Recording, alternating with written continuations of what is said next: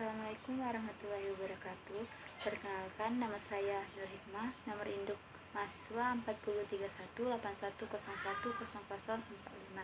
Di sini saya akan mempresentasikan hasil dari tulisan ilmiah saya yang berjudul Prinsip-prinsip Hukum Islam. Untuk memenuhi salah satu tugas mata kuliah agama, dosen yang mengampu adalah Bapak Muanif Ridwan, SPD, MH. Baiklah, langsung saja masuk ke pengertian hukum. Hukum secara sederhana dalam pikiran kita adalah sebuah peraturan atau seperangkat norma untuk mengatur tingkah laku dalam bermasyarakat.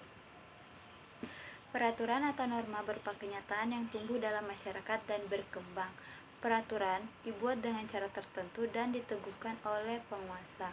Bentuknya mungkin berupa hukuman yang tidak tertulis, seperti hukum adat, dan mungkin juga berupa hukuman yang tertulis dalam peraturan perundang-undangan seperti hukum barat.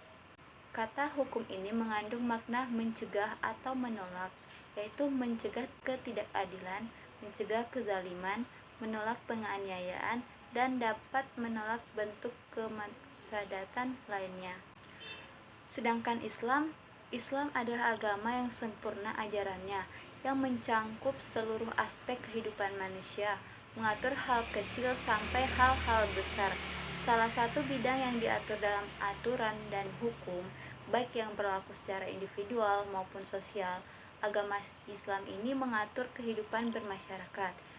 Beberapa istilah hukum Islam yang masing-masing menggambarkan sisi atau karakteristik tertentu hukum tersebut, dan ada 4 yang sering dikaitkan kepada hukum Islam, yaitu syariah, fikih, hukum syarak, dan kanun.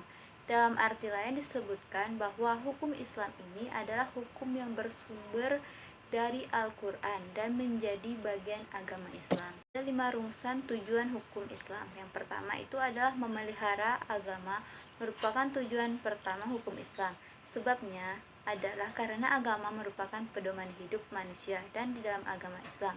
Yang kedua itu memelihara jiwa, merupakan tujuan kedua dalam hukum Islam karena hukum Islam wajib untuk memelihara hak manusia untuk hidup dan mempertahankan hidupnya.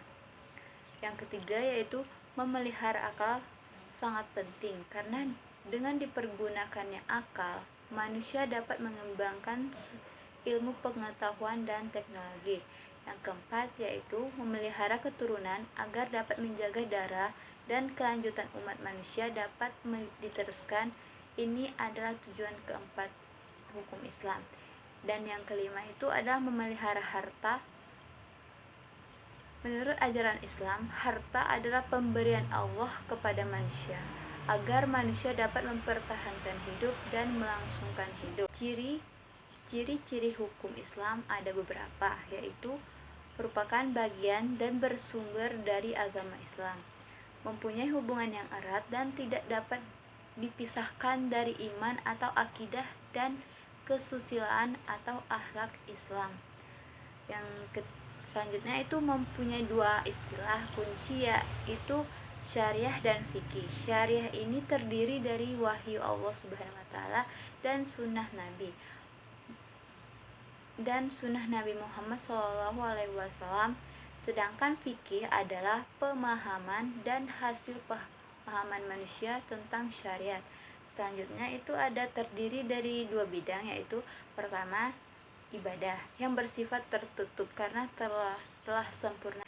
Yang kedua itu muamalah dalam arti khusus bersifat terbuka untuk dikembangkan oleh manusia untuk memenuhi syariat dari masa ke masa. Selanjutnya ada struktur yang berlapis, terdiri dari nas atau teks Al-Quran, As-Sunnah, Nabi Muhammad SAW, hasil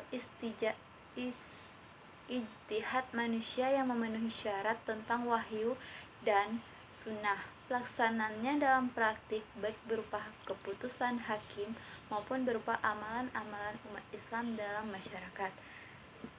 Selanjutnya mendahulukan kewajiban daripada hak, amal dari pahala.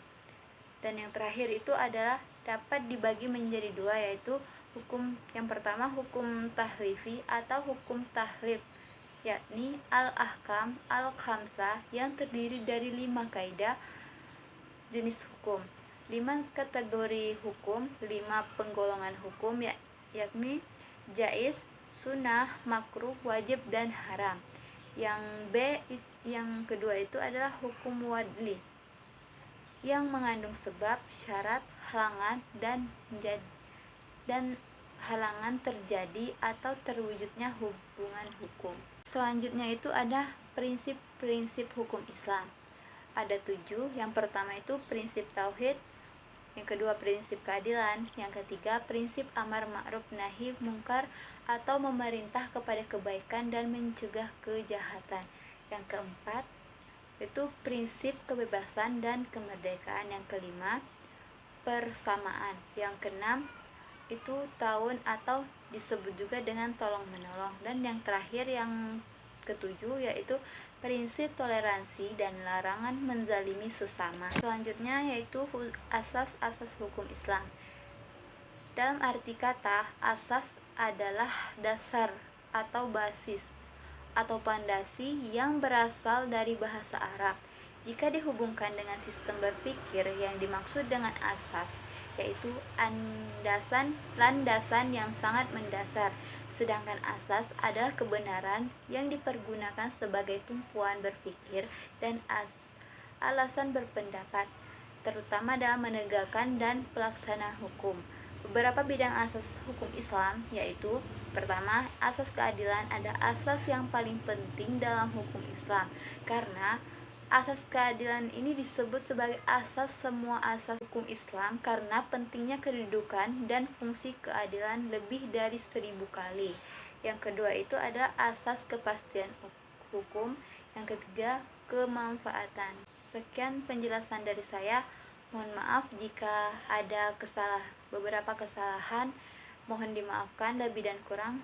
Saya ucapkan terima kasih. Wassalamualaikum warahmatullahi wabarakatuh.